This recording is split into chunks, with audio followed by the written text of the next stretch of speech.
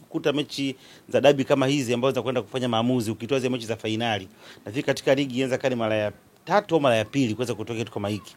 Kwa hiyo ni mchezo ambao unakuwa una hisia za tofauti, lakini pia bahati nzuri ambayo umekaa mwishoni mwa msimu, kipindi ambacho kuna kufanyika tathmini ya wachezaji, nani aweze kubaki na nani aweze kuondoka. Hizi ni mechi ambazo siku zote zikichezwa unaweza kuona kuna mtu anakwenda kuwa mfalme na kuna mtu anavuliwa ufalme kuja kuwa mtu wa kawaida. Tunashuhudia mara nyingi sana. Leo hii tumuona Ishmanula, ni hii mechi ya Simba na Yanga imekuwa ni sababu kuna kipindi Yanga issue ya Mukoko, ni mechi ya Simba na Yanga ikafanya akapotea na akawa tofauti na Yanga. Kwa naamini kwamba itakuwa ni mechi ambayo ina pressure kubwa zaidi kwa wachezaji, kwa sababu ni mechi ambayo ina hatima ya msimu wa ligi kwa maana 24 25. Kwa binafsi nakwenda kushuhudia ni mechi ngumu, ingawaje ukiwaangalia Yanga ni kama kisaikolojia wako vizuri zaidi. Kwa nini? Kwa sababu tayari wana reference ya kuweza kuwafunga Simba mara 4 mfululizo. Kwa hiyo ni timu ambayo wanaweza kuimudu, wamekuwa kiifunga na huko kidominate. Unajua kuna wakati unamfunga mtu inakuwa kama tu umebahatisha, lakini unamfunga huko umeweza kumdominate. Lakini pia unakuwa ni ubingwa wao kama watafanikiwa wa 4 mfululizo, na kubwa zaidi ni zile ahadi ambazo wamewekewa. Ni ahadi kubwa ambazo kila mmoja akizifikiria atatamani kuingia kwa nguvu kubwa. Akisha kama anapata matokeo, anaweza kujikuta anapata pesa ambayo itakwenda kumfanya hata kama anakwenda kuachwa aende kuanzia maisha kwenda kwenda. Beleni hapa tuna dabi ya Kariakoo. Atuchezi tunacheza, mambo yalikuwa mengi kweli kweli, hawa wamekuja hawa wajaja, taarifa zikawa nyingi, lakini mwisho wa siku ngoma inakwenda kupigwa. Tunataka tutazame kwa jinsi ambavyo natazama vikosi vya timu zote mbili, jinsi ambavyo natazama namna ambavyo mbilinge zilikuwa kubwa kuelekea kwenye huu mchezo. Ni dakika 90 za aina gani ambazo tunakwenda kuzishuhudia kwenye ligi kuu ya soka Tanzania bara? Nafikiri ni mechi ambayo itakuwa ina pressure kubwa kwenye kila upande. Kutokana na nini? Na matokeo ya mchezo wenyewe yana athari kubwa kwenye kila timu, kwa maana kwamba Yanga wanaingia wakiamini kwamba wakipata sare au wakishinda wanakuwa kwa nafasi nzuri ya kuweza au wanakwenda kukamilisha kuchukua ubingwa, sio nafasi nzuri tena, wanakwenda kutoa ubingwa.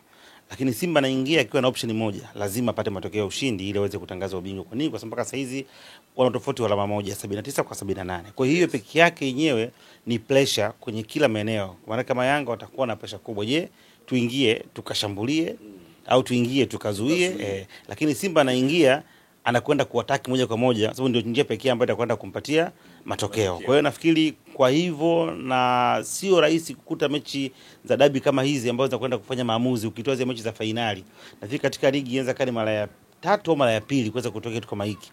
Kwa hiyo ni mchezo ambao unakuwa una hisia za tofauti, lakini pia bahati nzuri ambayo umekaa mwishoni mwa msimu, kipindi ambacho kuna kufanyika tathmini ya wachezaji, nani aweze kubaki na nani aweze kuondoka. Hizi ni mechi ambazo siku zote zikichezwa unaweza kuona kuna mtu anakwenda kuwa mfalme na kuna mtu anavuliwa ufalme kuja kuwa mtu wa kawaida. Tunashuhudia mara nyingi sana. Leo hii tumuona Ishmanula, ni hii mechi ya Simba na Yanga imekuwa ni sababu kuna kipindi Yanga issue ya Mukoko, ni mechi ya Simba na Yanga ikafanya akapotea na akawa tofauti na Yanga. Kwa naamini kwamba itakuwa ni mechi ambayo ina pressure kubwa zaidi kwa wachezaji, kwa sababu ni mechi ambayo ina hatima ya msimu wa ligi kwa maana 24 25. Kwa binafsi nakwenda kushuhudia ni mechi ngumu, ingawaje ukiwaangalia Yanga ni kama kisaikolojia wako vizuri zaidi. Kwa nini? Kwa sababu tayari wana reference ya kuweza kuwafunga Simba mara 4 mfululizo. Kwa hiyo ni timu ambayo wanaweza kuimudu, wamekuwa kiifunga na huko kidominate. Unajua kuna wakati unamfunga mtu inakuwa kama tu umebahatisha, lakini unamfunga huko umeweza kumdominate. Lakini pia unakuwa ni ubingwa wao kama watafanikiwa wa 4 mfululizo, na kubwa zaidi ni zile ahadi ambazo wamewekewa. Ni ahadi kubwa ambazo kila mmoja akizifikiria atatamani kuingia kwa nguvu kubwa. Akisha kama anapata matokeo, anaweza kujikuta anapata pesa ambayo itakwenda kumfanya hata kama anakwenda kuachwa aende kuanzia maisha kwenda. Dominic Salamba, kulikuwa na sarakasi nyingi kabla ya mchezo wenyewe husika kwa timu ya Wekundu wa Msimbazi Simba, na vurugu mechi zimekuwa nyingi kweli kuelekea kwenye huu mchezo. Unafikiri hili labda linaweza likawatoa Simba mchezoni na kuwapa advantage klabu ya Yanga kwenda kupata matokeo? Kwa sababu ikumbuke hata Simba wenyewe baadhi ya wanachama pamoja na viongozi wa klabu yao nikana kwamba hawakuridhishwa baadhi yao na mchezo huu kupigwa leo tarehe 25, na ziko taarifa nyingi kweli kweli. Hii haiaffect chochote kwa klabu ya Wekundu wa Msimbazi Simba na kuwapa advantage Young Africans? Nafikiri wana wachezaji wakubwa, wachezaji ambao tayari wamecheza finali ya Afrika. Wachezaji ambao wametokea sehemu mbalimbali. Wana watu ambao wamecheza mechi Simba na Yanga nyingi, washashinda mechi nyingi, kwa kina Maduseni washafungwa goli nyingi na Yanga, wamefunga magoli mengi. Kwa hiyo tayari pressure mara nyingi inakuwa sio upande wao. Wao ni watu ambao wanakuwa wanajiandaa katika mchezo husika, sababu tayari sio wageni kwenye hiyo mechi na wanajua, ingawaje kwa mazingira yaliyopo wanaweza kawa na pressure kidogo, kwa sababu mashabiki wao wangetamani pengine waweze kwenda kubadilisha hali ambayo iko sahihi. Ndio watu pekee ambao wanaweza kwenda, sasa imefika hatua imetosha kuweza kufungwa na Yanga. Kwa hiyo hiyo nayo inaweza kwenda kuongezea kitu cha kufanya waweze kupambana na pengine kwenda kubadilisha hali ya hewa na kuwafanya mashabiki wao ambao wamekaa muda mrefu bila kufly waweze kufly. Kwa binafsi nafikiri experience walionayo na uzoefu wa michuano ndio itawafanya kuweza kupunguza pressure na pengine kupelekea kwenda kushuhudia mchezo ambao utakuwa una tahadhari nyingi kwenye kila upande, kuhakikisha kwamba hawafanyi makosa ambayo atawafanya waweze kuadhibiwa na kwenda kupoteza msimu huu wa ubingwa. Tukitazama vikosi vya timu zote mbili, Young Africans wenyeji na Simba mgeni wa mchezo huu, unafikiri nini hasa huenda kikawa surprise kubwa kweli kweli kwenye dakika 90 na zile za nyongeza? Kwa maana ya surprise siwezi kuiona sana, kwa sababu ukiangalia Yanga bado ni bora. Okay. Kwa sasa hivi Yanga ni bora bado. Kwa hiyo kila ukiangalia lazima Yanga umpe advantage ya kuweza kushinda kama unazungumzia football. Kwa hiyo na kikosi chao kimeshafahamika, na ukiangalia ameondoka Azizi, ametoka Azizi tumeweza kuona Chama ameweza kuimprove, lakini Dube naye alikuwa na majeraha. Kwa hiyo pengine unaweza kuona kwamba kwa nafasi ya Dube pengine akaweza kuanza Chama akawa na Mzize. Kiso fasa good, naona kwamba ni mechi ambayo itakwenda kuwa na vikosi pia vya Simba, timu yao inafahamika, ambao wamekuwa kaendelea kuitumia katika msimu huu kuanzia kwenye kombe la shirikisho mpaka tu ya finali ya kombe hiyo la shirikisho na kwenye ligi. Kwa hiyo utategemea kuona Kijini Chazi hiyo kina Mpanzu na wengine ambao wako nao. Kwa hiyo sitegemea kuona mabadiliko makubwa, kwa sababu ni mechi ambayo inakwenda kumalizia msimu. Kwa hiyo hakuna mtu mpya ambaye anaweza kaingia katika mechi ya mwisho, isipokuwa ni kuweza kuendeleza ule mwendelezo ambao wako nao. Ni mechi ya mabao mengi ukitazama kiufundi zaidi. Yes, of course, magoli ni mengi kwa sababu Simba anacho kupoteza. Okay. Yaani kama ingekuwa ni mechi ambayo wote wanataka sare, kwa kisa mtu kama Simba anataka matokeo. Sasa unakwenda unakaa nyuma unatafuta nini? Kwa hiyo obviously watakwenda kwa push Yanga. Kwa push Yanga nao watafunguka, kwa tegemea kuweza kuona itakuwa ni mechi ya open ambayo itatengeneza mazingira mengi ya 1 against 1 kwenye kila upande.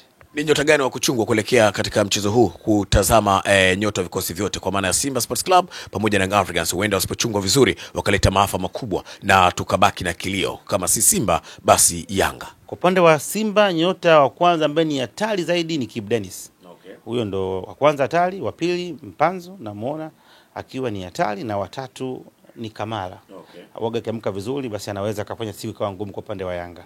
Lakini kwa upande wa Yanga nikiangalia, nafikiri Pacome akiwa katika ubora wake, Mzize, kama Dube angekuwa yuko na 100% ya fitness ndio angekuwa namba 1 kwa kuweza kuwa hatari. Lakini pia utazungumzia ubora ambao yuko No Diara akiwa katika ubora wake. Yes.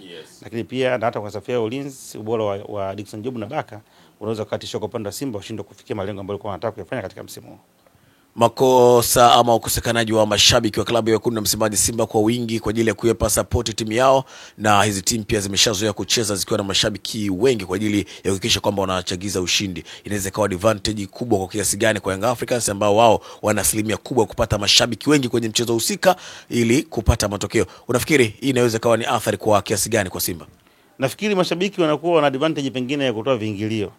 Lakini kwa maana ya kushangilia, mashabiki wetu sio washangilie. To be honest, tusianze kudanganyana. Mashabiki hata kama wakijaza uwanja, wao ni wa Yanga au wa Simba, hawana ile pressure kubwa sana. Tunaonaga watu ambao wanashangilia matukio tu. Likifungwa goli ndio unaweza kuona vibe, lakini sio watu ambao pengine watu wakiingia wataweza kukusumbua ushindi wa kucheza mpira. Hapana. Ni watu ambao wanaangalia matukio, na wakati mwingine timu yao ikiwa inalemewa, wanajaa hofu na kuweza kushangaa. Kwa hiyo sioni kama Simba anaweza kaathirika kwa kuwa na mashabiki wengi wa Yanga, kwa sababu ni watu ambao utawaona kwenye moments the same, na mashabiki wao pia unaona kwenye moment. Kwa hiyo pengine kama ni athari, ni pengine Yanga tu anaweza kwenda kupunguza kupata mapato, kwa sababu atakosa pesa nyingi kutoka kwa mashabiki wa Simba na yeye ndio mwenyeji wa mchezo.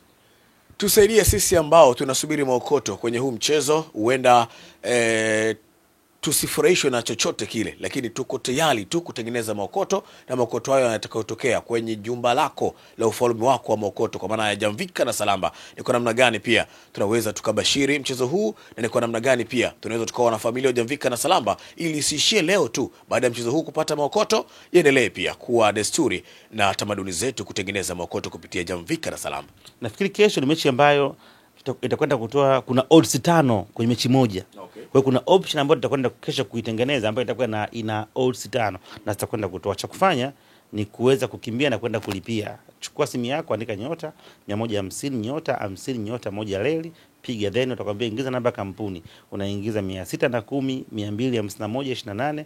Baada ya hapo unaweka kiasi kwa siku 1000 wiki 1500 na kwa mwezi 1015, na wale VIP ni shilingi 30,000 kwa siku 5. Baada ya hapo unaweka namba yako ya siri, utapokea ujumbe kutoka Selcom Samba TV ukiwa umejiunga, na majamvi yetu yanatoka saa 5:30 asubuhi na saa 7:30 mchana.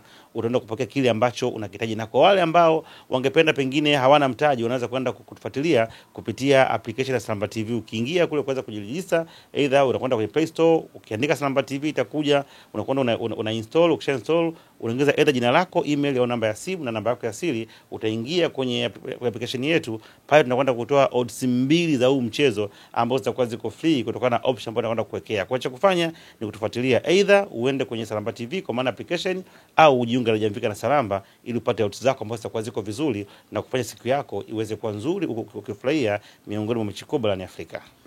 Dominic Salamba, mimi nikushukuru sana mfalme wa Makoto. Karibu tena. Asante sana.